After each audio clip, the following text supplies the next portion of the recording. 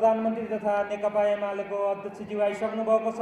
हाम्रो आजको यस सामुदायिक वन दिवस कार्यक्रमको प्रमुख अतिथिको आसन ग्रहण गरिदिनको लागि म हार्दिक अनुरोध गर्दछु र हाम्रो धेरै कार्यक्रम अगाडि बढिसकेको हुनाले अब आजका प्रमुख अतिथि सम्माननीय पूर्व प्रधानमन्त्री तथा नेकपा एमालेका अध्यक्षज्यूलाई आजको यस कार्यक्रमको उद्घाटन गरिदिनको लागि म उद्घाटनमा हामीले अगाडि टिमुरको बिरुवा छ, त्यो टिमुरको बिरुवामा सिंचित गरेर त्यसका साथसाथै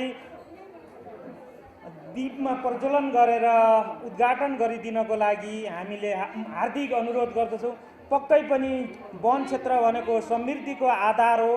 वन क्षेत्रलाई हामीले हेर्ने र बुझ्ने कुरा अहिलेसम्म हामीले काठलाई मात्रै बुझेका छौँ। यो काठ मात्रै समृद्धि वन होइन, वनमा थुप्रै किसिमको जडीबुटीहरू पाइन्छ, थुप्रै खाने तेलजन्य बिरुवाहरू पाइन्छ। ओखर, चुली, खामु, आरु, ढटेलोदेखि लिएर हिमाली क्षेत्रमा पर्ने त्यस्तै गरेर थुप्रै सुगन्धित तेलका बिरुवाहरू पाइन्छ। टिमुरदेखि लिएर थुप्रै किसिमका जडीबुटीहरू पाइन्छ।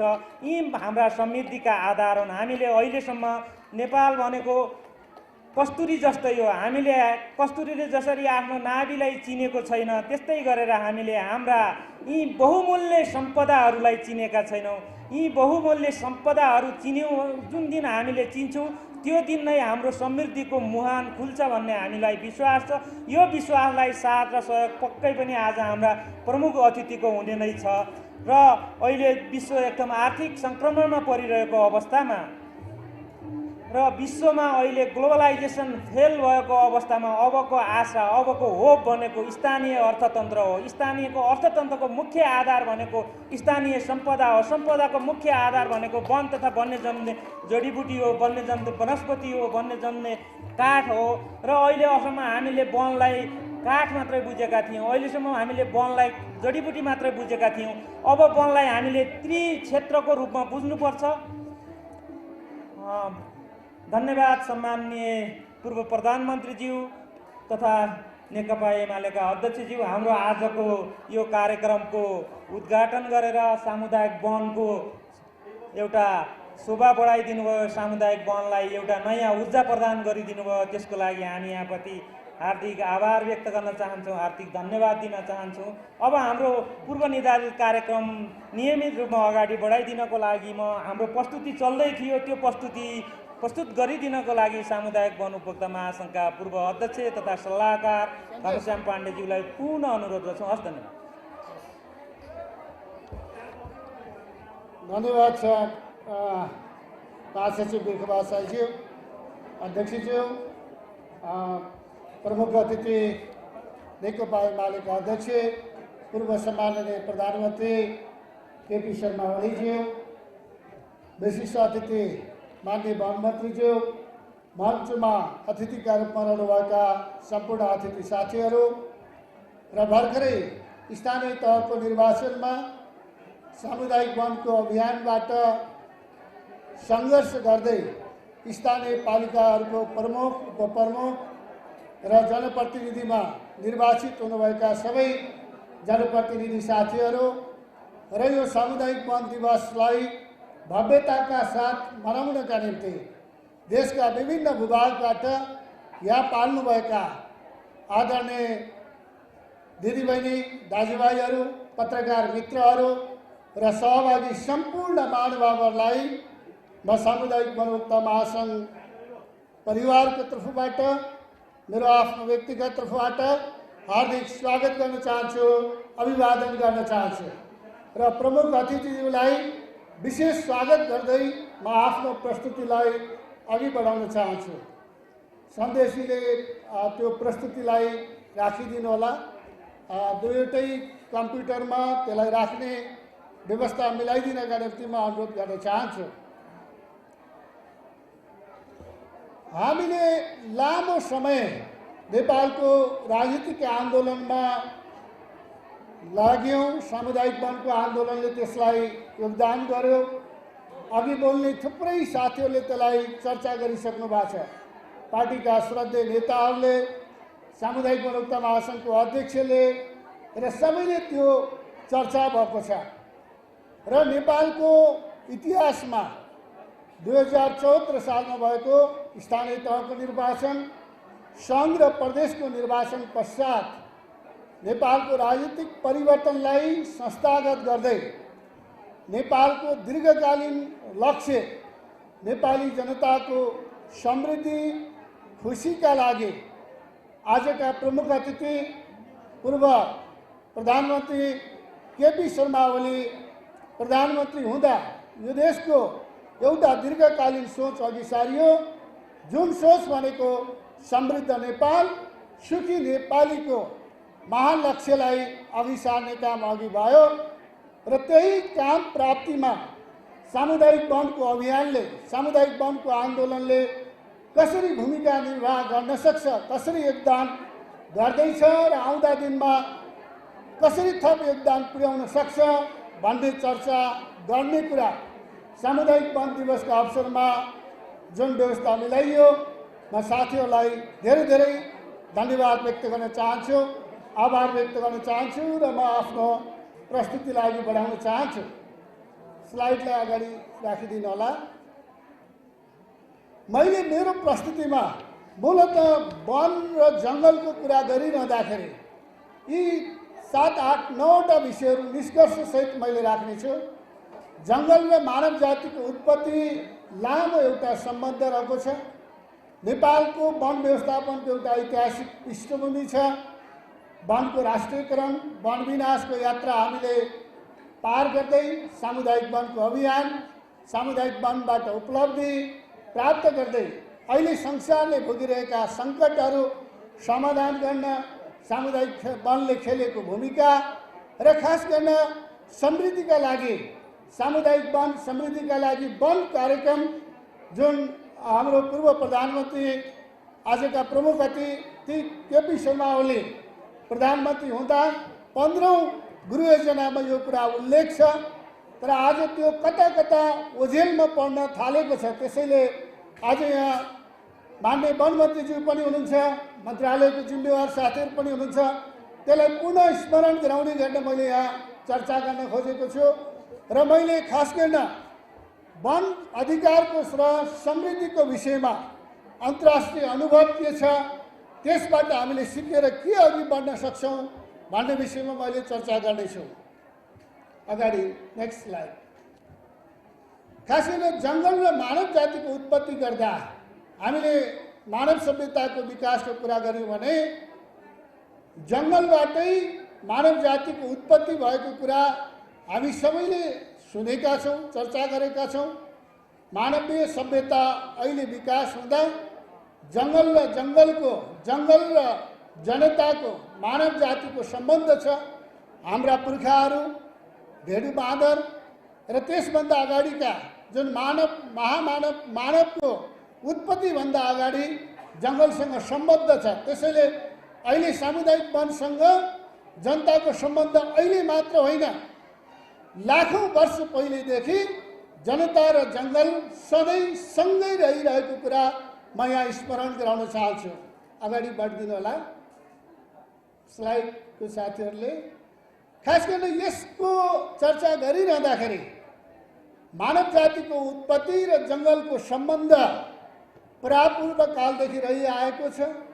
खास गरेर आज हिमवत खण्डमा भन्ने हो भने मानव जातिको उत्पत्ति सँगै जल, जङ्गल, जमिन र जनताको त्यो ऐतिहासिक सांस्कृतिक सम्बन्ध रहेको छ, जो परम्परागत रूपमा सांस्कृतिक रूपमा र नेपालको सन्दर्भमा पूर्वीय दर्शनसँग जोडेर हेर्ने हो भने यो धेरै ठाउँमा चर्चामा छ। हाम्रो प्रमुख अतिथिज्यूलाई पूर्वीय दर्शनका विषयमा विशेष ज्ञान उहाँले राख्नुहुन्छ, विशेष जानकारी राख्नुहुन्छ र त्यो विकासको सन्दर्भ जल, जङ्गल र जमिन र जनताको सम्बन्ध अहिलेको आधुनिक शासन व्यवस्थाभन्दा धेरै पहिलेदेखि रहिरहेको कुरा म यहाँ चर्चा गर्न चाहन्छु। अगाडि राखिदिनु होला। खास गरी नेपालमा वन व्यवस्थापनको ऐतिहासिक पृष्ठभूमिलाई केलाउँदा अगाडि जानु होला, त्यसलाई क्लिक गर्दै राख्नुभयो हुन्छ।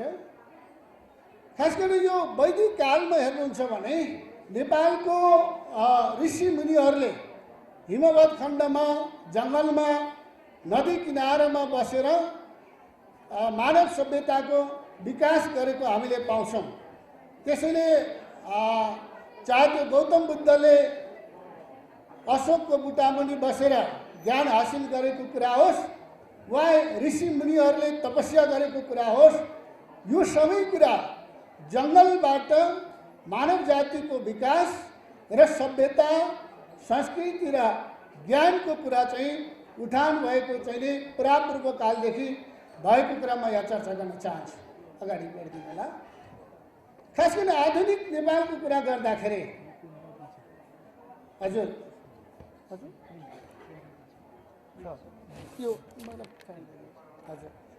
खास गरी आधुनिक नेपालको कुरा गर्दा वन व्यवस्थापन र वनको अर्थ राजनीति त्यसपछि जोडिएको छ।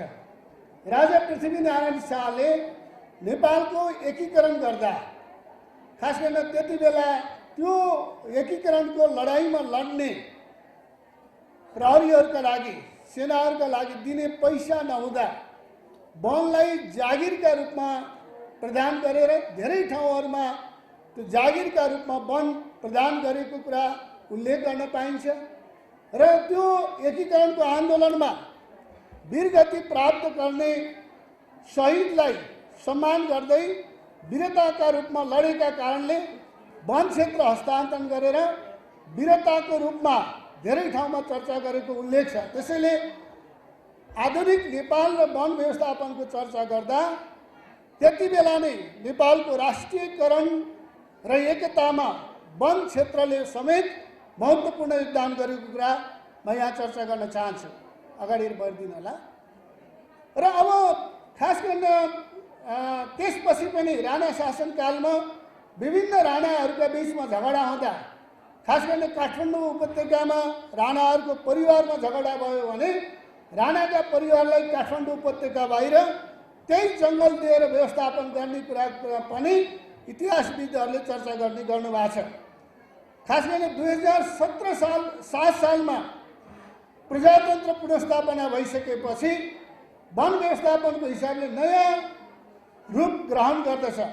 खास गरेर 2013 सालमा 2015 सालको आम निर्वाचन घोषणा भइसकेपछि 2013 सालभन्दा अगाडि नेपालको सबै वन जङ्गल सरकारको थिएन। कहीँ जमिनदारहरू, भूमिपतिहरू र जनताकै हातमा त्यो वन रहेको थियो। तर 2015 सालको निर्वाचनलाई प्रभावित गर्ने मनसा एकातिर देखिन्छ भने अर्कोतिर वनको संरक्षण र विकास गर्ने नाममा वनमा आधारित उद्योगहरू विकास गर्नका निम्ति 2013 सालमा वन विभागको स्थापना गरियो। टिम्बर कर्पोरेसन अफ नेपाल भन्ने स्थापना गरियो। तर दुर्भाग्य के भयो भने जब वन विभागको स्थापना भयो 2013 सालदेखि 2035-36 सालसम्म पुग्दा जहाँ जहाँ वन विभाग पुग्यो, जहाँ जहाँ वन कार्यालयको स्थापना भयो, दुःखका साथ भन्नुपर्छ त्यसै वरिपरिको वन सबभन्दा पहिला फडानी भयो र 22 लाख हेक्टर वन क्षेत्र त्यो बिचमा पञ्चायतको हितका निम्ति पञ्चायत इतर शक्तिलाई दण्डित गर्ने नाममा त्यसलाई प्रयोग गरेको पाइन्छ। र त्यो एउटा अत्यन्त ठुलो वन विनाश त्यति बेला भयो र विश्वव्यापी रूपमा नेपालको वन विनाशबाट बाढी पहिरो जाने, स्थानीय उपभोक्ता, जनता र वन कर्मचारीको बिचमा द्वन्द्व हुने जस्ता कुराहरू सिर्जना भयो र विकल्प खोज्ने छलफल भयो। यो नै नेपालको सबभन्दा कहानी लाग्दो वन विनाशको इतिहास थियो। अगाडि बढिदिनु होला। त्यसपछि नेपालमा सामुदायिक वनको अवधारणा सुरु भएको छ। खास गरेर 1970 को दशकमा विश्वव्यापी रूपमा ब्रुटल्यान्ड कमिसनको रिपोर्ट र यो विश्व वातावरण सम्मेलनपछि नेपालमा पनि वनलाई कसरी जोगाउने भन्ने कुरामा बहस छलफल हुँदै गर्दा वनको संरक्षणमा स्थानीय जनतालाई सहभागिता बनाएर मात्रै वनको संरक्षण हुन सक्छ भन्ने कुराको चाहिँ छलफल भयो, बहस भयो र सिन्धुपाल्चोक, काभ्रेपलाञ्चोक, भोजपुर लगायतका देशका विभिन्न भूभागहरूमा जनतालाई सङ्गठित गर्दै 1973देखि सन् 1973देखि सामुदायिक वनको अभ्यास सुरु भयो र आज 50 वर्षको गौरवपूर्ण सामुदायिक वनको इतिहास हामीले पार गरेका छौँ र यसमा आज सामुदायिक वनले जे गौरवपूर्ण उपलब्धि प्राप्त गरेको छ र विश्वव्यापी रूपमा यसले ठुलो मान सम्मान र ख्याति पनि कमाएको छ। यसमा थुप्रै राजनीतिक कर्मीहरूको महत्त्वपूर्ण भूमिका छ। म उहाँहरू सबैलाई हार्दिक धन्यवाद व्यक्त गर्न चाहन्छु। वन ऐन 2049, वन नियमावली 2051 र त्यसपछि सामुदायिक वनोपभोक्ता महासङ्घ नेपालको स्थापना यो गौरव र महत्त्वपूर्ण कुरा हो, जसलाई आज सम्मान गर्दै नेपाल सरकारले सामुदायिक वन दिवसको घोषणा गरेको छ। म नेपाल सरकारप्रति फेरि एकपटक धन्यवाद व्यक्त गर्न चाहन्छु। सामुदायिक वनको गौरवपूर्ण दिवसको चर्चा गरिरहँदा आज देशभरि करिब 22,000 सामुदायिक वनोपभोक्ता समूहले आज लोकतन्त्रको जगका रूपमा काम गरिरहेका छन्। हामी समाजवादी राष्ट्र निर्माणको अभियानमा छौँ। त्यो समाजवादको भ्रूणलाई विकास गर्ने काममा ती 22,000 सामुदायिक वनोपभोक्ता समूहले गर्दैछन्। महिला सशक्तिकरण र सहभागिताको नमुनाको रूपमा यो अघि बढेको छ र यी सामुदायिक वनोपभोक्ता समूहले नै 62-63 को आन्दोलनमा जनआन्दोलनमा महत्त्वपूर्ण भूमिका खेलेको सबैलाई जानकारी नै छ र आज सामुदायिक वनको देशका रूपमा नेपाल चिनिएको छ। यो हामी सबै नेपालीको लागि गौरवको कुरा हो र यो हामी छाती खुलाएर संसार अघि बढिरहेका छौँ। आज नेपाल जस्तो देशबाट यो अभियान सुरु गरेर संसारभरि सामुदायिक वनको अभियानले गति प्राप्त गरेको छ। यसमा नेपाली जनता, नेपाल सरकार र नेपालमा काम गर्ने सबैलाई धन्यवाद छ। अगाडि बढाइदिनु होला। र यो परिवर्तनका केही तस्बिरहरू हो। हामीले त्यो नाङ्गो डाँडालाई हरियो डाँडामा परिवर्तन गर्यौँ। डाँडा पाखाहरू पहाडहरू हरियालीमा परिवर्तन गर्यो। यो हाम्रो ऐतिहासिक उपलब्धि हो। अगाडि बढाइदिनु होला। अब खास गरेर अहिलेका सङ्कटहरूमा सामुदायिक वनले कसरी भूमिका खेलेका छन् म चर्चा गर्न चाहन्छु। त्यसलाई अलिकति स्पिडमा राखिदिनु होला। अहिले विश्वव्यापी रूपमा खास गरेर जलवायु सङ्कट, आर्थिक सङ्कट, ऊर्जा सङ्कट, वातावरणीय विपद र विपद यो महामारी जस्ता मानवीय सङ्कट उत्पन्न गर्ने खालका समस्याहरू आएका छन् र यसलाई सामुदायिक वनको तर्फबाट सम्बोधन गर्ने कोसिस भइरहेको छ। अगाडि बढाउनु होला। खास गरेर जलवायु सङ्कटलाई सामुदायिक वनले सम्बोधन गर्नका निम्ति 4वटा महत्त्वपूर्ण काम गरेको छ। एउटा कार्बन संश्लेषण गर्ने। आज विश्वमा जुन औद्योगिक राष्ट्रहरूले कार्बन उत्सर्जन गर्छन् त्यो हावामा गएको कार्बनलाई हाम्रो वनमा भएको रुखले, वनमा भएका बिरुवाहरूले फोटोसिन्थेसिस भन्छ, प्रकाश संश्लेषण विधिबाट वायुमण्डलको कार्बनलाई संश्लेषण गर्ने काम गर्छ र त्यो संश्लेषण गरेको कार्बनलाई आफ्नो जरामा, पातमा, काण्डमा त्यसलाई सञ्चितीकरण गर्छ, स्टक गरेर राख्छ, गोदाम गरिदिन्छ भने त्यसपछि त्यो रुख ठुलो भयो र त्यसलाई चाहिँ काटेर प्रयोगमा ल्याउँदाखेरि कार्बन उत्सर्जन गर्ने जुन उद्योगहरूको उत्पादन छ त्यसलाई विस्थापन गरिदिन्छ। उदाहरणको रूपमा यहाँ काठको कुर्सी प्रयोग गर्दा फलाम उद्योगलाई जसले धेरै ऊर्जा खपत गर्छ, जसले धेरै कार्बन उत्सर्जन गर्छ, त्यसको ठाउँमा काठ प्रयोग गर्यो भने फलाम खानीबाट उत्सर्जन हुने कार्बन उत्सर्जनलाई चाहिँ विस्थापन गर्ने काम गर्छ र जलवायु अनुकूलनका काममा चाहिँ यसले महत्त्वपूर्ण काम गर्छ। पानीको चाहिँ संरक्षण गर्ने यो कुरामा योगदान पुर्याएको छ। त्यस्तै गर्न आर्थिक सङ्कट समाधानका लागि खास गरेर नेपालको सन्दर्भमा भन्यो भने समाजवादी अर्थव्यवस्थाको विकास गर्ने, त्यो भनेको उत्पादक शक्ति जहाँ किसानहरू, मजदुरहरू, दलितहरू, श्रमिकहरूलाई सङ्गठित गर्ने काम जनसङ्गठनका रूपमा यसले काम गर्छ र सामुदायिक वनोपभोक्ता समूहले त्यो एउटा महत्त्वपूर्ण काम गरेको छ। हरित अर्थतन्त्रको रूपमा काठमा, जडीबुटीमा आधारित अर्थतन्त्रको विकास गर्ने, हरित रोजगारी विकास गर्ने र उद्यमशीलताको अभियानलाई सामुदायिक वनको अभियानले अहिले अघि बढाइरहेछ। यसै कारण हामीले सामुदायिक वनको तर्फबाट स्वच्छ ऊर्जाको विकास गर्ने, खास गरी अहिले हाइड्रो पावरको कुरा गरिरहँदा हाइड्रो पावरको पानीको स्रोत भनेको वन जङ्गल हो।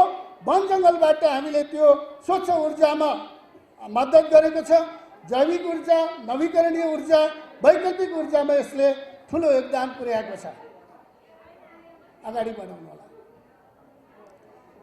त्यसै गर्न वातावरण तथा मानवीय सङ्कट समाधानका लागि जैविक विविधताको संरक्षण गर्ने, हरियाली विस्तार गर्ने, वनको दिगो व्यवस्थापन गर्ने र विश्वव्यापी रूपमा रहेको दिगो विकासका लक्ष्यहरू प्राप्तिमा हामीले योगदान गरेका छौँ। र अब समृद्धिका लागि वन, जुन नेपाल सरकारले 15औं गुरु योजनामा यो कार्यक्रम अघि सारियो र जुन कार्यक्रमको आज यहाँ सचिवजी पनि हुनुहुन्छ, माननीय वन मन्त्रीजी पनि हुनुहुन्छ, हामीलाई के लागेको छ भने विगत 1-2 वर्षमा नेपाल सरकारले यसतर्फ ध्यान दिएको छैन। यो नेपाल सरकारले तयार गरेको दस्तावेज हो, जहाँबाट दीर्घकालीन सोचका रूपमा समृद्ध नेपाल, सुखी नेपालीको विक्रम सम्वत 2021 सालसम्म लक्ष्य प्राप्ति गर्ने यसको तयार भएको छ। म आजका प्रमुख अतिथि केपी शर्मा ओलीजीलाई एकचोटि ताली बजाएर धन्यवाद दिन अनुरोध गर्न चाहन्छु। उहाँले नै यसको चाहिँ लक्ष्य तयार गरिदिनु भयो। नेपालीहरूका सपनाहरूलाई उजागर गर्ने काम यो अभियानबाट अघि बढ्यो। तर आज यता कदा यो बिर्सिन थालिएको हो कि भुल्न थालियो कि भन्ने चाहिँ महसुस भएको छ। त्यसैले यसले पुनर्जागरण गर्नका लागि महत्त्वपूर्ण होस् भनेर यहाँ छलफलका लागि राखिएको छ। खास गरी समृद्ध नेपाल, सुखी नेपालीका लक्ष्यहरू निर्धारण गर्दाखेरि वन क्षेत्रले समृद्धिमा पनि मद्दत गर्न सक्छ, सुखी नेपाली पनि मद्दत गर्न सक्छ भन्ने कुरा नेपाल सरकारको आधिकारिक दस्तावेजमा उल्लेख गरिएको कुरा पुनः स्मरण गराउन चाहन्छु। अगाडि जानु होला। त्यसै गरी नेपालले तय गरेको लक्ष्य हामीले 3वटा 2075बाट यसलाई सुरु गर्यौँ। विक्रम सम्वत 2021मा हामी धनी मध्यम खालको चाहिँ आय स्तरमा पुग्ने हाम्रो लक्ष्य छ। अहिले हाम्रो 1074 प्रति व्यक्ति आम्दानीबाट 12,000 भन्दा बढी प्रति व्यक्ति आम्दानी पुर्याउने गरिकन हामीले लक्ष्य तयार गर्यौँ। 2079बाट हामी अति कम विकसित राष्ट्रबाट विकासशील राष्ट्रमा जाने र 2087मा हामीले दिगो विकास लक्ष्य प्राप्त गर्ने, यो एउटा स्पष्ट मार्गचित्र नेपाल सरकारले प्रमुख प्रतिपक्ष लगायत राष्ट्रिय विकास परिषदबाट तय गरेको यो दस्तावेज हो। यसलाई हामीले कार्यान्वयनमा लैजानुपर्छ भन्ने कुरा राख्न चाहन्छु। खास गरी दीर्घकालीन राष्ट्रिय रणनीतिको चर्चा गरिरहँदा खास गरी प्राकृतिक स्रोत संरक्षण, परिचालन तथा उत्तम विकास यसको एउटा महत्त्वपूर्ण रणनीतिका रूपमा यसलाई अघि सारिएको दस्तावेज हामीसँग छ। यसलाई अब कार्यान्वयनको आवश्यकता छ। अगाडि बढाउनु होला। त्यसै गरी यो अघि पूर्व वन मन्त्री हाम्रो ले चर्चा गर्नुभएको छ। खास गरी वन क्षेत्रलाई आर्थिक क्षेत्रका रूपमा नीतिगत रूपमा स्वीकारेको छ र यसले त्यो दस्तावेजमा के भनेको छ भने हामी विक्रम सम्वत 2021 सालमा पुग्दा नेपालको वनको उत्पादकत्व करिब $9,500 प्रति हेक्टरका दरले वृद्धि गर्ने भन्ने छ। यसको हिसाब गर्यो भने 56 लाख हेक्टर वन क्षेत्र छ, 22 लाख हेक्टर क्षेत्र सामुदायिक वन छ। यदि सामुदायिक वनको 22 लाख हेक्टरलाई मात्रै हामीले प्रति वर्ष करिब 10 लाख हामीले उत्पादकत्व वृद्धि गर्यौँ भने नेपालको अर्थतन्त्रमा हामीले कायापलट ल्याउन सक्छौँ। त्यो सम्भावना छ। नेपाल सरकारले तय गरेकै दस्तावेजमा भनेको छ हामीले करिब 13 करोड क्युबिक फिट काठ दिगो वन व्यवस्थापनबाट हामीले बजारमा ल्याउन सक्छौँ। 15 लाख मान्छेलाई रोजगारी दिन सकिन्छ भनेर राष्ट्रिय दस्तावेज तय गरेको छ र विकासलाई सङ्घ, प्रदेश र स्थानीय तहले समन्वय गरेर अघि बढाउने कुरा उल्लेख गरिएको छ। अगाडि राखिदिनु होला। खास गरी यो 15औं योजनामा अर्को एउटा महत्त्वपूर्ण कुरा छ र एउटा लामो विवाद। आज हाम्रो प्रमुख अतिथि, विशिष्ट अतिथि दुवैजना हामीसँग हुँदा सामुदायिक वनलाई एउटा ठुलो न्याय भएको छ। त्यो न्याय भनेको के हो भने परम्परागत जुन एउटा यो टेलरिजम भन्छ, टेलरिजमले अघि सारेको थ्योरी जुन चाहिँ क्लासिकल म्यानेजमेन्ट थ्योरीभित्र वैज्ञानिक वन व्यवस्थापन थ्योरीलाई अघि सारेर नेपालको वनलाई अस्तव्यस्त बनाउने काम भएको थियो। त्यसलाई खारेज गरेर वनको दिगो व्यवस्थापन गर्ने कुराको सुरुवात र निर्णय मान्य चाहिँ केपी शर्मा ओली सम्माननीय प्रधानमन्त्री भएको बेला र मान्य प्रदीप यादव आज हाम्रो मन्त्री हुनुहुन्छ, उहाँहरूको पहलमा यो भएको थियो। उहाँलाई एकपटक फेरि जोरदार तालीले सम्मान गरौँ, किनभने वैज्ञानिक वन व्यवस्थापन जनताको हितमा थिएन, तर दिगो वन व्यवस्थापन कार्यक्रम जनताको हितमा भएर कार्यान्वयनमा आएको छैन। यो चुनौतीको रूपमा छ, यसलाई कसरी अघि जाने त्यसलाई सोचौँला।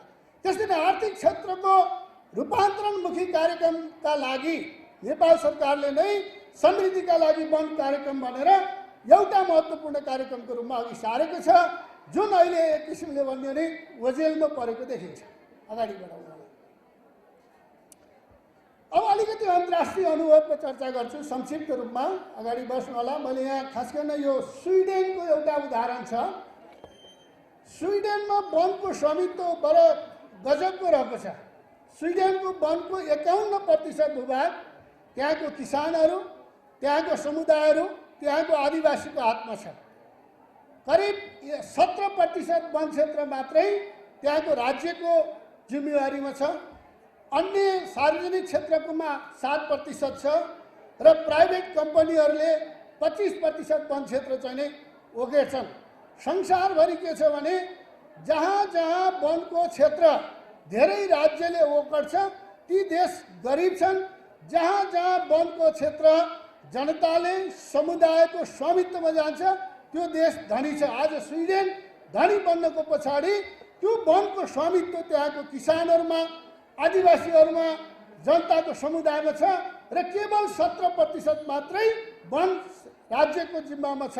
त्यसैले त्यहाँको वन क्षेत्रले करिब 32% त्यहाँको जिडिपीमा योगदान गर्छ भने नेपालमा हेऱ्यौँ भने सामुदायिक वन केवल 30% को सेरोपेरोमा छ। 70% वन क्षेत्र अहिले पनि राज्यको स्वामित्वमा छ र नेपालको वन क्षेत्रको जिडिपीमा योगदानको कुरा गर्दा 2% भन्दा कम रहेको छ। यो कहाली लाग्दो अवस्था छ। त्यसैले अर्को चीनको चाहिँ ठुलो एउटा महत्त्वपूर्ण रूपान्तरण र फड्को छ। आज सन् 2020 मा चीनले आफूलाई गरिबीबाट मुक्ति भएको घोषणा गर्यो। सन् 2004 मा र त्यसको वरिपरिबाट यो कार्यक्रम सुरु हुँदा त्यहाँ करोडौं परिवारहरूलाई वन क्षेत्र हस्तान्तरण गर्ने, दिगो वन व्यवस्थापन गर्ने र गरिबीबाट मुक्ति ल्याउने काम भएको छ र ग्रामीण विकासका निम्ति त्यहाँको वन अधिकारमा स्थानीय समुदायलाई हस्तान्तरण गर्ने काम ठुलो एउटा महत्त्वपूर्ण अभियानको रूपमा गर्यो र अहिले चीनमा जान्यो भने वन क्षेत्रबाट गरिबी निवारण गरेको कुरा चर्चामा सुन्न पाइन्छ, जुन सत्य कुरा हो। अगाडि अर्को एउटा मुलुक छ मेक्सिको, जहाँ मेक्सिकोमा 70% वन क्षेत्र त्यहाँको आदिवासीहरूले, त्यहाँको सामुदायिक वनभोक्ता समूहहरूले व्यवस्थापन गर्छन्। त्यहाँ चाहिँ करिब 9,000 भन्दा सामुदायिक वनभोक्ता समूह छन्। त्यसमध्ये 2300ले चाहिँ महत्त्वपूर्ण ढङ्गले वन व्यवस्थापन गरेका छन्। समुदायमा वन जाँदाखेरि मेक्सिकोको उदाहरण के छ भने मेक्सिकोको राजस्वमा डबल वृद्धि भयो, 2 गुणाले वृद्धि भएको छ। त्यसैले हामीले जनताको हातमा वन जाने भनेको हामी डराउन हुँदैन।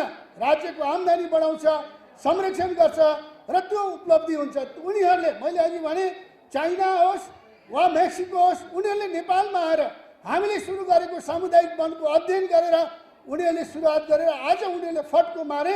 तर आज हामी फेरि जहाँको त्यही सामान्य प्रगतिमा हामी छौँ, यसलाई रूपान्तरण गर्न जरुरी छ। अर्कोमा जानु होला। अब म निष्कर्षतिर जान्छु। निष्कर्षमा अगाडि बढाउनु होला। खास गरेर समृद्ध नेपाल, सुखी नेपाली, यो हामी सबैको साझा नारा हो। यसलाई सामुदायिक वनको तर्फबाट प्राप्ति गर्नका लागि केही महत्त्वपूर्ण कदमहरू हामीले चाल्नुपर्छ। मैले पहिलो कुरा भनेको छु, हामीले जमिनको उत्पादकत्व जुन $9,500 पुर्याउने भनेको छ त्यतातिर लागौँ। हामीले यो प्रतिबद्धता नभुलौँ। सरकारले त्यति बेला वन मन्त्रालयले नै यो लेखेर दिएको, मलाई अहिलेको सचिवज्यू त्यति बेला योजनाको चाहिँ प्रमुख हुनुहुन्थ्यो, तपाईँहरूले प्रस्ताव गरेको यो $9,000 प्रति हेक्टर कमाउन सकिन्छ भन्ने कुरा आज किन भुल्दै हुनुहुन्छ? यसलाई सम्झाउनु पर्यो। 13 करोड क्युबिक काठ उत्पादन गर्ने कुरा छ, 15 लाखलाई रोजगारी विस्तार गर्ने कुरा छ। यो तर्फ सरकार लाग्नु पर्यो, प्रमुख प्रतिपक्षी दल लाग्नु पर्यो र सामुदायिक वन सबै लाग्नु पर्यो। हामीले भनेको आर्थिक विकासका लागि, राष्ट्रको विकासका लागि उद्यमशीलताको विकासमा हामीले ध्यान दिन जरुरी छ र त्यसका माध्यमबाट अघि बढ्नु पर्यो। गाउँ गाउँमा उद्यमशीलताको लहर ल्याउनु पर्यो, आर्थिक विकासको गतिविधि सञ्चालन गर्नु पर्यो। त्यसबाट हामीले राष्ट्रको विकास गर्न सक्छौँ। त्यतातिर हामी जाने हो र मेरो अब अन्तिम मेरो स्लाइड छ, मेरो निष्कर्ष। यो कुरालाई ल्याउँदै गर्दा हामीले काठमा आधारित उद्योग, जडीबुटीमा आधारित उद्योग, कृषि वन, पर्यटन, पशुपक्षी तथा जनावर पालनका कुराहरू, कार्बन व्यापारका कुराहरू, वातावरणीय सेवाको कुराहरू, हरित ऊर्जाको कुराहरू र जैविक मलको कुरा। अहिले नेपाल रासायनिक मल नपाएर किसानहरूलाई हैरानी छ, समस्यामा छ। यदि हामी कम्पोस्ट फर्टिलाइजरमा, प्राङ्गारिक मलमा जाने हो भने सामुदायिक वनको क्षेत्रबाट त्यसले योगदान पुर्याउन सक्छ र त्यो जान सक्ने सम्भावना यहाँ देखिन्छ। अगाडि बढाइदिनु होला।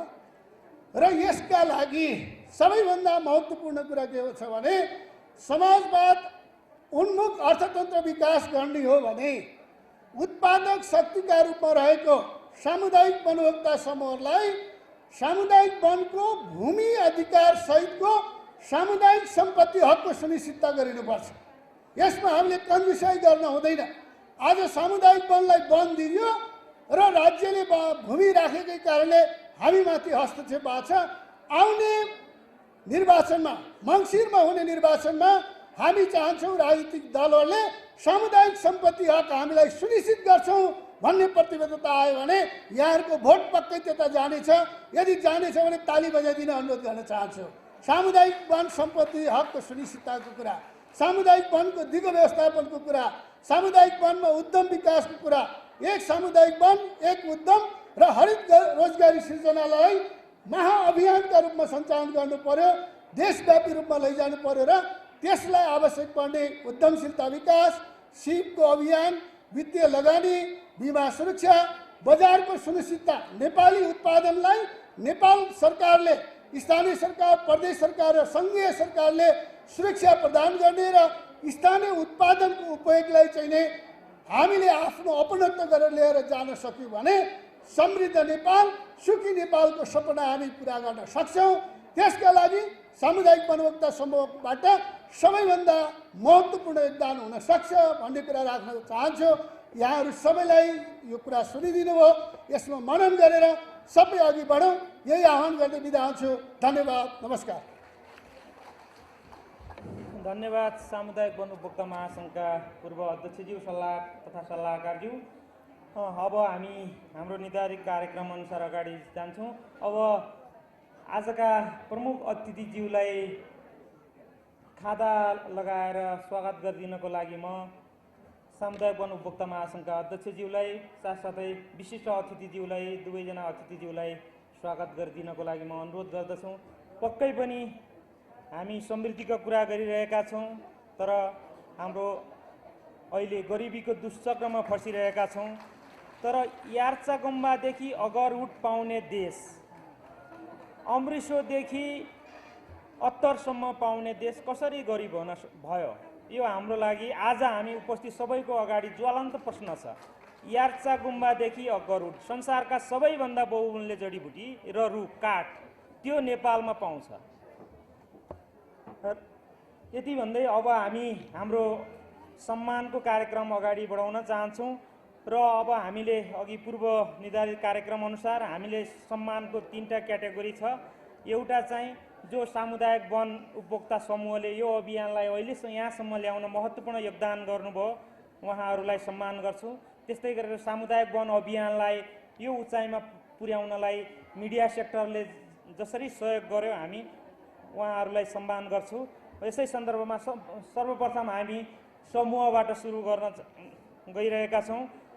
हाम्रो सम्मानका लागि प्रमाणपत्र तयार गरिदिनको लागि स्वयंसेवक साथीहरूलाई हार्दिक अनुरोध गर्दछौँ। त्यस्तै गरेर हामीले 2टा सामुदायिक वनलाई सम्मान गर्ने कार्यक्रम छौँ। त्यसमध्ये हामीले सामुदायिक वन खास गरेर ग्रामीण क्षेत्रमा मात्रै फस्टाएको भन्ने जुन थियो, तर काठमाडौँको मुटुमा लाजिमपाटमा पनि सामुदायिक वन छ, जसले सामुदायिक वन धेरै लामो समयदेखि सामुदायिक वनको मर्म र धर्म अनुसार काम गरिरहेको छ।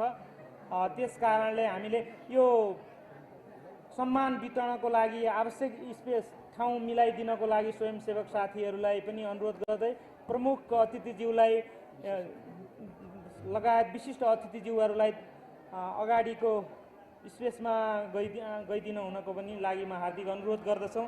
त्यस्तै गरेर काठमाडौँको मुटुमा रहेको लाजिमपाटमा रहेको सामुदायिक वन रानीबारी सामुदायिक वनलाई आजको सामुदायिक वन दिवसको उपलक्ष्यमा हामीले सम्मान गर्न गइरहेका छौँ। त्यसको लागि त्यस समूहको प्रतिनिधित्व गर्दै आउनुभएका सचिवज्यू र कोषाध्यक्षज्यूलाई अगाडि आएर आजका प्रमुख अतिथिबाट सम्मान ग्रहण गरिदिनको लागि म हार्दिक अनुरोध गर्दछु। त्यस्तै गरेर नेपालको सामुदायिक वनलाई विश्व स्तरमा चिनाउन महिलाहरूको महत्त्वपूर्ण योगदान छ। त्यही हिसाबले महिलाहरूले मात्रै व्यवस्थापन गरिरहेको एउटा सामुदायिक वनलाई पनि हामीले आज सम्मान गर्न गइरहेका छौँ। धारापानी महिला सामुदायिक वन उपभोक्ता समूह पनौती 3 कुसादेवी काभ्रेपाल्चोकका अध्यक्ष लगायत टिमलाई पनि अगाडि आएर आफ्नो सम्मान ग्रहण गरिदिनको लागि म हार्दिक अनुरोध गर्दछु।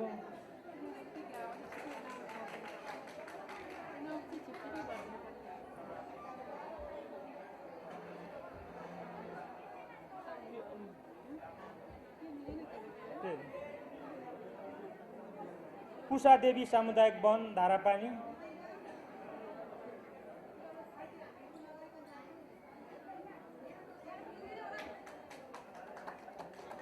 त्यस्तै गरेर हामीले यो सामुदायिक वन अभियानमा महत्त्वपूर्ण योगदान दिने विभिन्न मिडिया हाउसमा रहेर काम गर्ने पत्रकार 2 जना टेलिभिजनबाट 2 जना प्रिन्ट मिडियाबाट लिएका छौँ। त्यस्तै गरेर आर्थिक समाचारबाट सामुदायिक वनको रानीबारी सामुदायिक वन काठमाडौँ,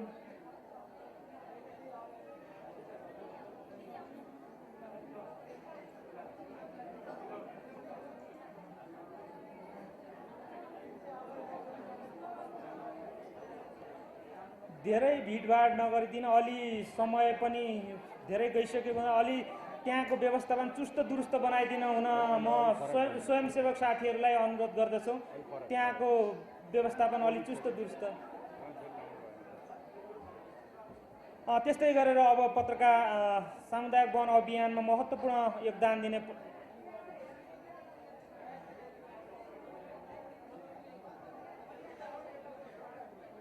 स्वयंसेवक साथीहरू अलिकति त्यहाँ चुस्त दुरुस्त गरेर टाइमको व्यवस्थापन गरिदिनको लागि म अनुरोध गर्दछु। त्यस्तै गरेर अब आर्थिक समाचारको अनलाइनबाट पत्रकार सम्झना बडुवालज्यूलाई पनि हामीले सम्मान गरेका छौँ। उहाँले विभिन्न अनलाइनहरूमा मिडियाहरूमा सामुदायिक वनको आर्थिक पक्षबाट विभिन्न रिपोर्टिङहरू गर्नुभएको छ। त्यसको सम्मान स्वरूप हामीले आज सम्मान गरेका छौँ। उहाँलाई सम्मान गरिदिनको लागि म प्रमुख अतिथिज्यूलाई हार्दिक अनुरोध गर्दछु। त्यस्तै गरेर अब्दुल्ला मिया कान्तिपुर पब्लिकेसनले पनि उहाँले सामुदायिक वनको अधिकार स्थापनामा गर्नको लागि र विशेष गरेर वन नियमावली बनाउँदाखेरि सम्पादकीय नै लेखेर हामीलाई सामुदायिक वनको अभियानमा महत्त्वपूर्ण योगदान गरेको छ। त्यस कारणले कान्तिपुर पब्लिकेसनका अब्दुल्ला मियाज्यूलाई म सम्मान ग्रहण गरिदिनको लागि हार्दिक अनुरोध गर्दछौँ। त्यस्तै गरेर हामीले 2 जना टेलिभिजनबाट लिएका छौँ। त्यस्तै गरेर जनता टेलिभिजनबाट श्री टङ्क पन्तज्यूलाई हामीले सम्मान गरेका छौँ। उहाँले खास गरी सामुदायिक वनका आवाजहरू टेलिभिजन मार्फत प्रचार प्रसार गरेर सामुदायिक वनको अधिकार स्थापना महत्त्वपूर्ण भूमिका खेल्नुभएको छ। त्यसको लागि म उहाँलाई सम्मान ग्रहण गर्न र प्रमुख अतिथिलाई सम्मान दिदिनको लागि अनुरोध गर्दछु। त्यस्तै गरेर नेपाल टेलिभिजनबाट रामप्रसाद भण्डारीज्यूलाई पनि सम्मान गरेका छौँ। नेपाल टेलिभिजनले सामुदायिक वनको अभियानमा महत्त्वपूर्ण योगदान गरेको छ। र अब हामी सामुदायिक वनका अभियन्ता तथा अग्रजहरूलाई जुन स्थानीय निकायमा निर्वाचित हुनुभएको छ उहाँलाई सम्मान गर्न गइरहेका छौँ। सर्वप्रथम झापाबाट कन्काई नगरपालिकाका मेयर प्रमुख राजेन्द्र पोखरेलज्यूलाई अगाडि आएर सम्मान लिदिनको लागि र प्रमुख अतिथिज्यूलाई सम्मान लिदिनको लागि अनुरोध गर्दछु। कन्काई नगरपालिका झापा राजेन्द्र पोखरेलज्यू, उहाँ सामुदायिक वन उपभोक्ता महासङ्घको कालदेखि नै संस्थापक सदस्य पनि हो र सामुदायिक वनमा उहाँको महत्त्वपूर्ण योगदान छ। त्यस्तै गरेर गोकर्ण पाठक पर्सागढी नगरपालिकाका प्रमुखज्यूलाई पनि अगाडि आएर सम्मान लिदिनको लागि म अनुरोध गर्दछु। त्यस्तै गरेर निजगढ नगरपालिकाका मेयर सुरथ पुरीज्यूलाई पनि अगाडि आएर, उहाँ पनि विशेष सामुदायिक वनको अभियन्ता हो। विशेष त उहाँले नेपालको तराई क्षेत्रमा इन्सो कम्पनीलाई तराईको साल दिँदाखेरि उहाँले त्यहाँ महत्त्वपूर्ण भूमिका खेल्नु भएको थियो। उहाँ त्यति बेलाको एउटा अभियन्ता पनि हो। त्यस्तै गरेर बागमती नगरपालिकाका प्रमुख भरत कुमार थापाज्यूलाई पनि म सम्मान लिदिनको लागि अगाडि आउन र सम्मान दिनको लागि अनुरोध गर्दछौँ। त्यस्तै कालिका नगरपालिकाका प्रमुख चितवन विनोद रेग्मीज्यूलाई पनि अगाडि आएर सम्मान लिदिनको लागि अनुरोध गर्छौँ। त्यस्तै गरेर धुलीखेल नगरपालिकाका प्रमुख अशोक कुमार बेन्जुज्यू, त्यस्तै गरेर पनौती नगरपालिकाका प्रमुख रामप्रसाद भण्डारीज्यूलाई पनि अगाडि आएर सम्मान लिदिनको लागि हार्दिक अनुरोध गर्दछौँ। त्यस्तै गरेर बासामाडी नगरपालिकाका बाँसगढी नगरपालिका दिएका प्रमुख खड्गबहादुर खड्काज्यूलाई अगाडि आएर सम्मान लिदिनको लागि अनुरोध गर्दछु। त्यस्तै गरेर तुलसीपुर नगरपालिकाका प्रमुख टीकाराम खड्काज्यूलाई पनि अगाडि आएर सम्मान लिदिनको लागि र प्रमुख अतिथिज्यूलाई सम्मान लिदिनको लागि अनुरोध गर्दछु। त्यस्तै गरेर टिकापुर नगरपालिका कैलालीका रामलाल डगौरा थारूज्यूलाई अगाडि आएर सम्मान लिदिनको लागि म हार्दिक अनुरोध गर्दछु। त्यस्तै गरेर धनकुटा पागरीबास नगरपालिकाका उपप्रमुख नम्रता गौतम देउजाज्यूलाई पनि सम्मान ग्रहण गरिदिनको लागि अनुरोध गर्दछु। तुलसीपुरपछि टिकापुर नगरपालिका रामलाल डगौरा थारू। त्यस्तै गरेर सोलु दुधकण्ठ नगरपालिकाका उपप्रमुख गान्धीमाया तामाङज्यूलाई सम्मान ग्रहण गरिदिनको लागि अनुरोध गर्दछु। त्यस्तै गरेर रौतहटको चन्द्रपुर नगरपालिकाका उपप्रमुख जयमाला चौधरीज्यूलाई पनि सम्मान लिदिनको लागि ग्रहण गरिदिनको लागि अनुरोध गर्दछु। त्यस्तै गरेर सर्लाही लालबन्दी नगरपालिकाको उपप्रमुख कल्पना माया पाखरिनज्यूलाई पनि सम्मान ग्रहण गरिदिनको लागि अनुरोध गर्दछौँ। त्यस्तै गरेर निजगढ नगरपालिका बाराका सोममाया थिङ उपमेयरज्यूलाई पनि सम्मान ग्रहण गरिदिनको लागि र सम्मान प्रदान गरिदिनको लागि प्रमुख अतिथिज्यूलाई हार्दिक अनुरोध गर्दछौँ। त्यस्तै गरेर चितवन कालिका नगरपालिकाका उपप्रमुख विमला लामाज्यूलाई पनि सम्मान लिदिनको लागि हार्दिक अनुरोध गर्दछु।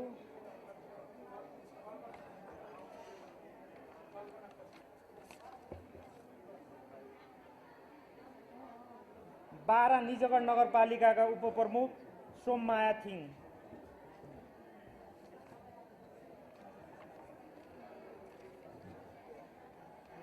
त्यस्तै गरेर दोलखा भीमेश्वर नगरपालिकाका उपप्रमुख कमला बस्नेतज्यूलाई पनि सम्मान ग्रहण गरिदिनको लागि अनुरोध गर्दछु। त्यस्तै गरेर सन्धिखर्क नगरपालिकाका उपप्रमुख मिश्र आचार्यज्यूलाई पनि सम्मान ग्रहण गरिदिनको लागि अनुरोध गर्दछु। त्यस्तै गरेर शीतगङ्गा नगरपालिका अर्घाखाँचीका उपप्रमुख गीता राणाबाटज्यूलाई पनि सम्मान ग्रहण गरिदिनको लागि अनुरोध गर्दछु। त्यस्तै गरेर कपिलवस्तु बाणगङ्गा नगरपालिकाका उपप्रमुख रीता कुमारी चौधरीलाई सम्मान ग्रहण गरिदिनको लागि अनुरोध गर्दछु। त्यसै गरेर बाँसगढी नगरपालिका बर्दियाको उपप्रमुख इन्दिरा चौधरीज्यूलाई पनि सम्मान ग्रहण गरिदिनको लागि म हार्दिक अनुरोध गर्दछु। त्यस्तै गरेर सुर्खेत गुर्बाकोट नगरपालिकाका उपप्रमुख मैना विकज्यूलाई पनि सम्मान ग्रहण गरिदिनको लागि म हार्दिक अनुरोध गर्दछु।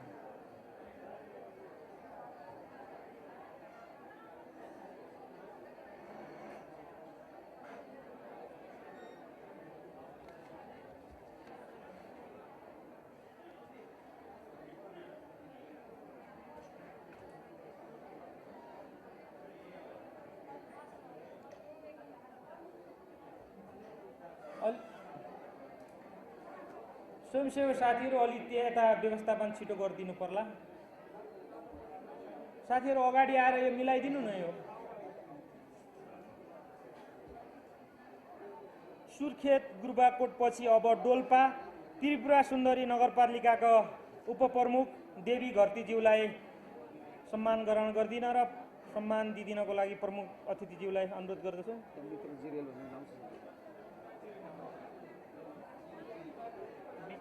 मेयर मेयर यहाँ तो यस्तै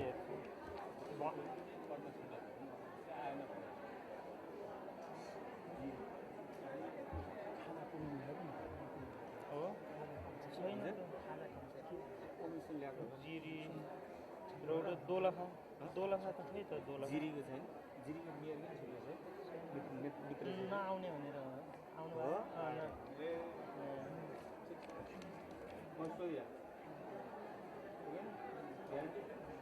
5 थर फालेलुङ नगरपालिकाका गाउँपालिकाका अध्यक्ष वीर विक्रम थामसुवाङज्यूलाई सम्मान ग्रहण गरिदिनको लागि म अनुरोध गर्दछु। त्यस्तै गरेर मकवानपुर गढी नगर गाउँपालिकाका अध्यक्ष दोर्जे लामा स्याङताङज्यू, त्यस्तै गरेर मकवानपुर मनहरी गाउँपालिकाका अध्यक्ष रञ्जन कालाखेतीज्यू, त्यस्तै गरेर उत्तरगया गाउँपालिका रसुवाका अध्यक्ष माधव प्रसाद अर्यालज्यू,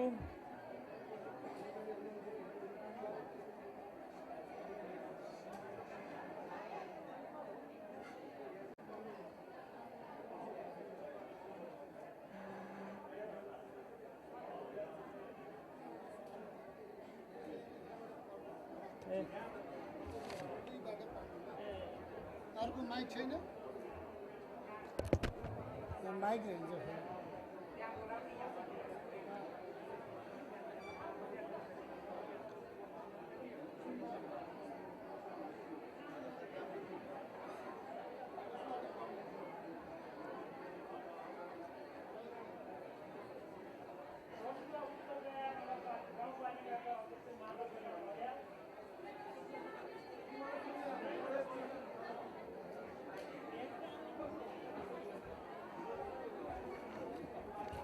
अब हुम्ला सर्केघाट गाउँपालिकाका अध्यक्ष थानबहादुर रोकाया, त्यसपछि ओखलडुङ्गा सुनकोशी गाउँपालिकाका उपाध्यक्ष सुनिता अधिकारी, त्यस्तै ओखलडुङ्गा सोलाङ गाउँपालिकाका उपाध्यक्ष उर्मिला खतिवडा, त्यस्तै गरेर शङ्खुवा सभापोखरी गाउँपालिकाका उपाध्यक्ष लक्ष्मी चापागाई,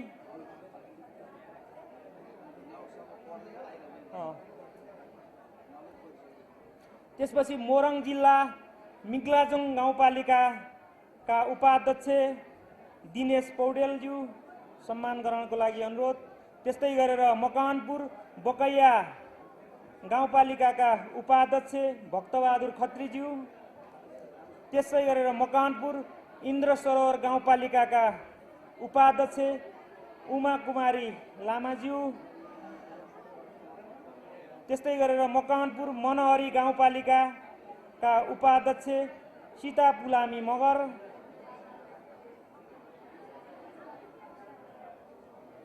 त्यसपछि पुनः रसुवा उत्तरगया गाउँपालिकाका उपाध्यक्ष चमेली गुरुङज्यू, त्यस्तै गरेर दोलखा मेलुङ गाउँपालिकाका उपाध्यक्ष गायत्री आचार्यज्यू,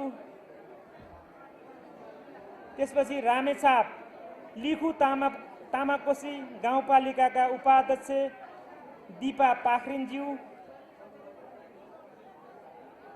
त्यसरी गुल्मी सत्यवती गाउँपालिकाका उपाध्यक्ष निरमाया मगरज्यू, गुल्मी रुरु क्षेत्र गाउँपालिकाका उपाध्यक्ष मीनादेवी गौतमज्यू,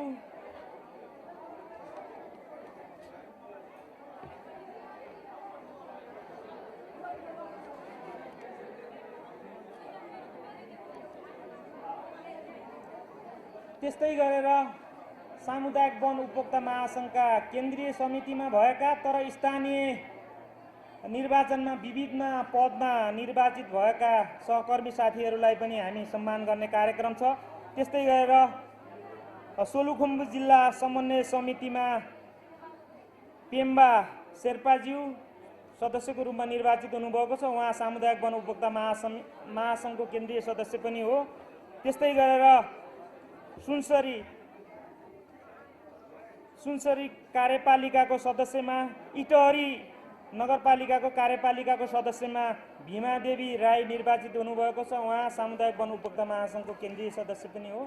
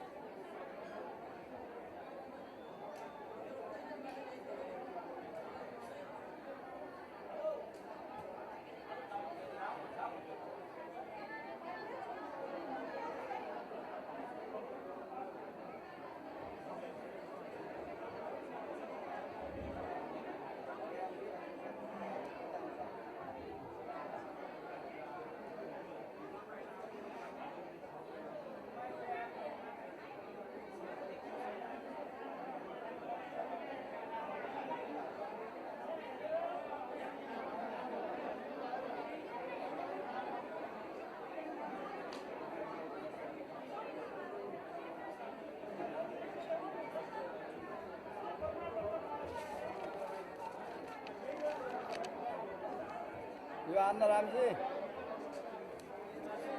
यो आमा आउँछ होला है यो निकाल्दिन्छु अनि त फोटो खिचिसकेर चाहिँ फोटो खिच्न नउभिन भनिदिनु त है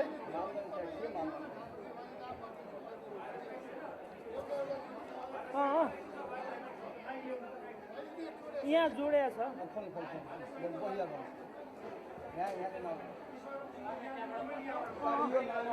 पुऱ्याउने यहाँ यो हो त यहाँ ल्याउनु त लगिदिनु यहाँ यो जुन नाम आउँछ त्यही बोलाउन भइहाल्यो नि किन ल मानबहादुर रोकायो उता जानु उता उता माइक त्यहीँबाटै गरे हो जुन नाम हातमा आउँछ त्यही बोलाउन भन्नु न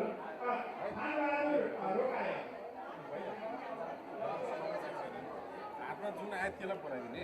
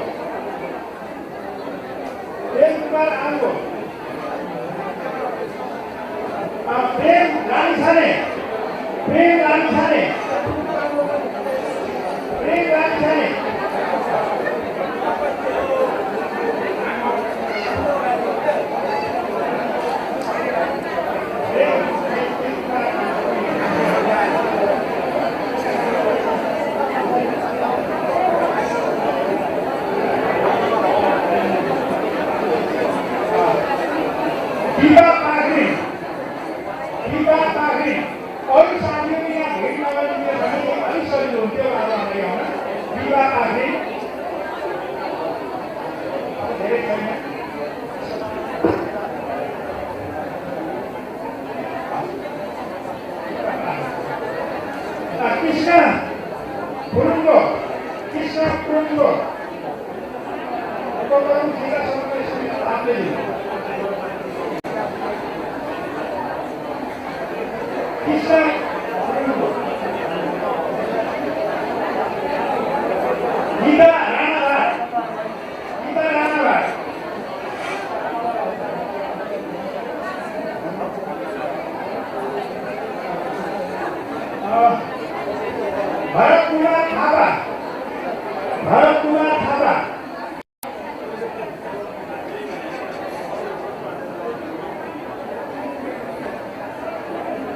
चमेली गुरुङ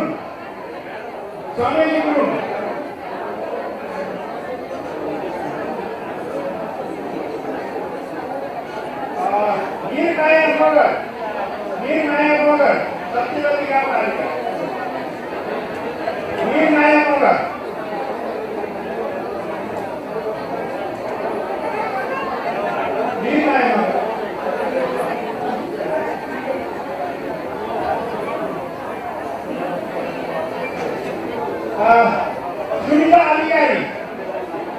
सुनिता अधिकारी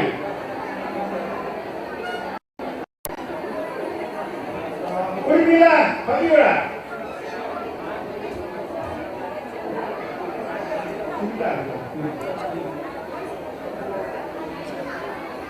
उर्मिला कतिवटा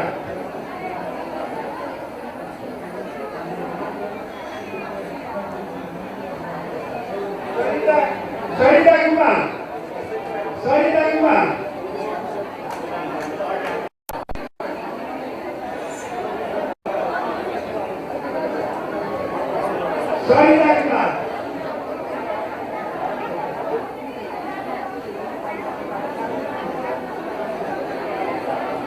डोलमा ताना डोलमा ताना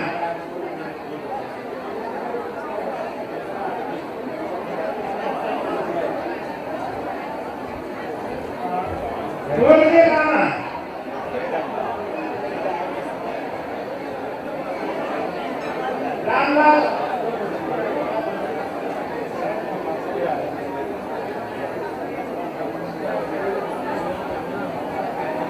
रामशरण भण्डारी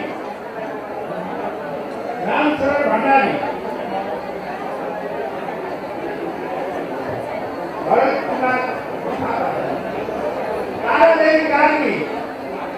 तारादेवी कार्की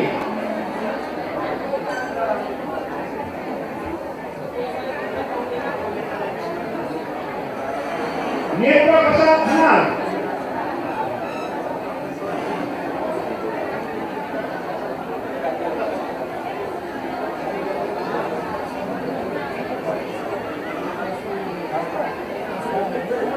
राम प्रसाद पांडे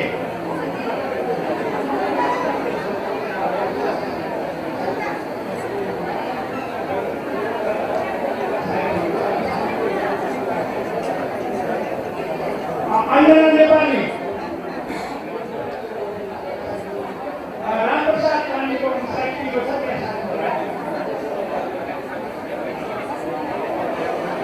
अंजना नेपाली राम प्रसाद पांडे को हम साइकिल को सब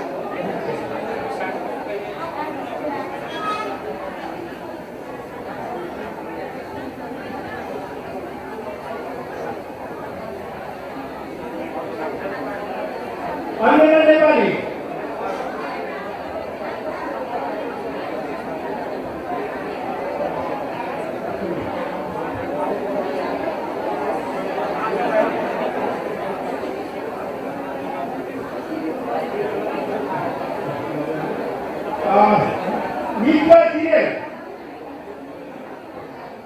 मित्रा जिरेन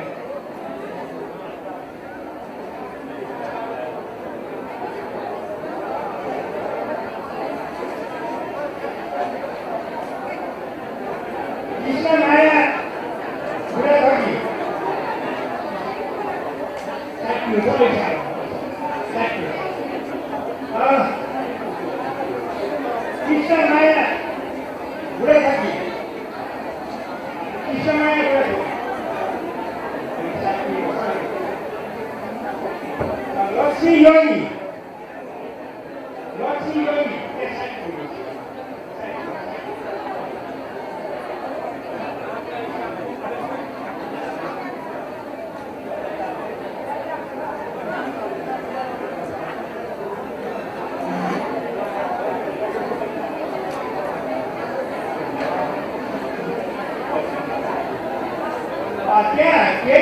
दुई तिनवटा साइड लिएका छन् तर सकियो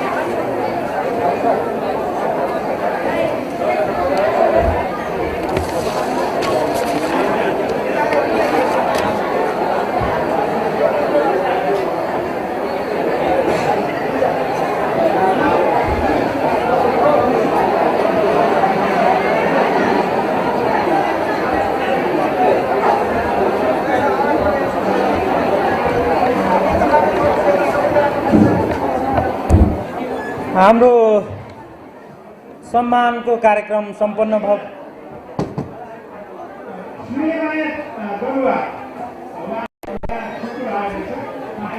सम्मानको कार्यक्रम सम्पन्न भएको छ। हाम्रो प्राविधिक कारणले केही गडबडी भयो, हामीले व्यवस्थापनमा केही कमी कमजोरी भएकोमा हामी यहाँहरूप्रति माफी चाहन्छौँ। त्यसको लागि हामी केही नाम यताउति भएको छ भने हाम्रो टिमका साथीहरूले त्यो प्रमाणपत्रहरू यताउति मिलाएर दिदिनु होला र केही छुटेको छ भने हामी पछि उपलब्ध पनि गराउनेछौँ। प्राविधिक कारणले दुई तीनवटा नाममा यताउति परेको छ, त्यसमा माफी चाहन्छौँ। र यति भन्दै अब हामी कार्यक्रमको अन्तिममा आइसकेका छौँ। यो हाम्रो हुने सम्पूर्णलाई बधाई, उत्तर प्रगतिको कामना गर्दछु। त्यस्तै गरेर सम्मान प्रदान गरिदिनु हुने आजका प्रमुख अतिथिज्यूलाई पनि, विशेष अतिथिज्यूलाई धन्यवाद पनि दिन चाहन्छौँ।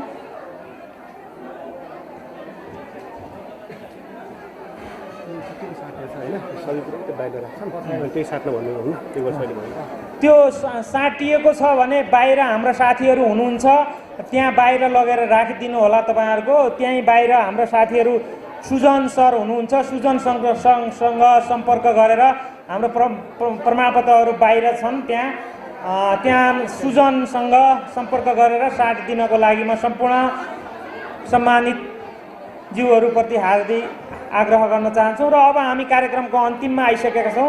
आजको यस कार्यक्रमका विशिष्ट अतिथि माननीय वन मन्त्रीज्यूलाई आफ्नो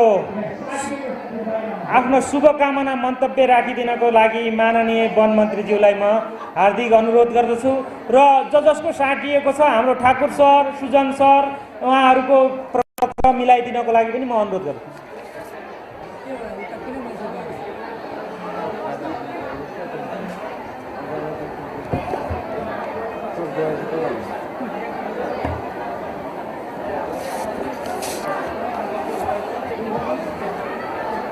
सामुदायिक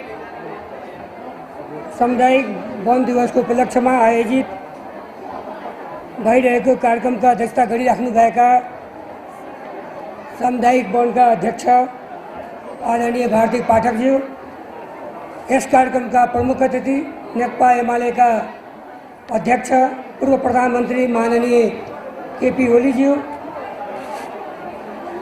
वन मन्त्रालयका सचिवज्यू, स्थानीय तहका पदाधिकारीज्यूहरू, सामुदायिक वन उपभोक्ता महासङ्घका पदाधिकारीज्यूहरू, नेपाल नगरपालिका सङ्घका पदाधिकारीज्यूहरू, सबै सरकारवाला निकायका प्रतिनिधिहरू, समुदायद्वारा व्यवस्थित वनका पदाधिकारीज्यूहरू, पत्रकार तथा सञ्चार क्षेत्रका महानुभावहरू, उपस्थित राजसेवक कर्मचारी एवं महानुभावहरू, सामुदायिक वनलाई संसारकै सबैभन्दा नवीनतम समुदाय आधारित वन व्यवस्थापनको रूपमा कार्यान्वयनको सुरुवात गरेको नेपालले सामुदायिक वनको सफल कार्यान्वयन भएको 4 दशक पुरा गरी 5औं दशकमा प्रवेश गरेका छौँ। वर्तमान अवस्थामा वन ऐनका प्रधानहरू बमोजिम व्यवस्थापनका लागि नेपालमा करिब 22,519 सामुदायिक वन उपभोक्ता समूहहरूले करिब 23,51,577 हेक्टर राष्ट्रिय वनको संरक्षण व्यवस्थापन र उपयोग गरिरहेका छन्, जसबाट 1,66,06,149 जनसङ्ख्या लाभान्वित भएका छन्। नेपालले सामुदायिक वन व्यवस्थापनबाट प्राप्त गरेका सफलता विश्वमा नै उदाहरणीय छ।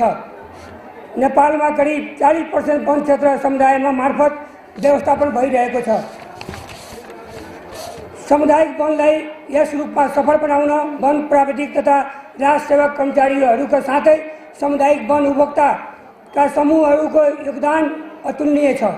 संलग्न सबै वन कर्मचारी र उपभोक्ताहरूलाई बधाई दिन चाहन्छु। सामुदायिक वन कार्यक्रमले नेपालमा हरियाली वृद्धि हुन सहयोग पुगेको वनले ओगटेको क्षेत्रफलमा उल्लेखनीय वृद्धि भई हाल 45.31% पुगेको वनको हैसियतमा सुधार आएको, भूक्षय नियन्त्रण तथा जलाधार संरक्षण भएको, वन्यजन्तुको वासस्थान संरक्षण भएको लगायत जैविक विविधता संरक्षणमा अतुलनीय योगदान पुर्याएको छ। सामुदायिक वनले गरिब तथा विपन्न वर्गको जीविकोपार्जन सुधार, सामाजिक बहिष्करण परेका महिला, दलित, आदिवासी जनजाति वर्गलाई सामाजिक मूल प्रभावीकरण, महिला वर्गको नेतृत्व विकास तथा सामाजिक सद्भाव कायम राख्न खेलेको योगदान र भूमिका पनि उत्तिकै स्मरण योग्य रहेको छ। विशेष गरी तराई तथा मधेसका नजिक तथा टाढा दुवै स्थानमा बस्ने उपभोक्ताहरूको काठ दाउरा लगायत वन पैदावारको आधारभूत मागलाई परिपूर्ति गर्न अझै बढी मेहनत गर्नुपर्ने देखिन्छ। हाल विविध कारणले वन क्षेत्रबाट टाढा रहेका तर वनका परम्परागत उपभोक्ताहरू विशेषतः मधेसी, दलित, जनजाति, आदिवासी तथा मुसलमानहरूको वन पैदावारको माग र आवश्यकतालाई पनि प्राथमिकताको साथ पुरा गर्नुपर्ने छ। स्थानीय जनताले वनको व्यवस्थापनबाट वन पैदावारहरूको दैनिक आवश्यकता परिपूर्ति गर्नुको साथै स्थानीय स्तरमा ठुलो सङ्ख्यामा रोजगारीको अवसर प्राप्त गर्दै आएका छन्। सामुदायिक वनबाट सिकेको सहभागितामूलक व्यवस्थापन प्रणाली, कबुलियती वन, सरदारी वन, धार्मिक वन, मध्यवर्ती सामुदायिक वनमा समेत प्रभावकारी देखिएको छ। वनको दिगो व्यवस्थापन गरी काठको उत्पादनमा वृद्धि गरी नेपाललाई काठ दाउराको मागमा आत्मनिर्भर बनाई छिट्टै नेपालमा वैदेशिक काठको आयात निरुत्साहित गरिनेछ। वन नीति 2075 अनुसार हाम्रा कार्यक्रम तीनै तहका सरकारबाट सहकार र समन्वय सहकारको भावना अनुसार कार्यान्वयनतर्फ अग्रसर हुनुपर्दछ।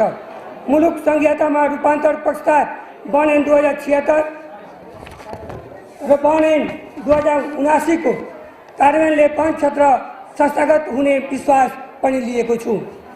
सामुदायिक वनको 5औं दशक बदलिँदो परिवेशका अवसरहरू भन्ने नारा सहित हालसालै मिति 2069 साल जेष्ठ 29 देखि 31 सम्म अभूतपूर्व सफलताको साथै आयोजित सामुदायिक वनको 7औं राष्ट्रिय गोष्ठीबाट सर्वसम्मत रूपमा पारित 25 बुँदे घोषणा पत्रको कार्यान्वयन गरिनेछ।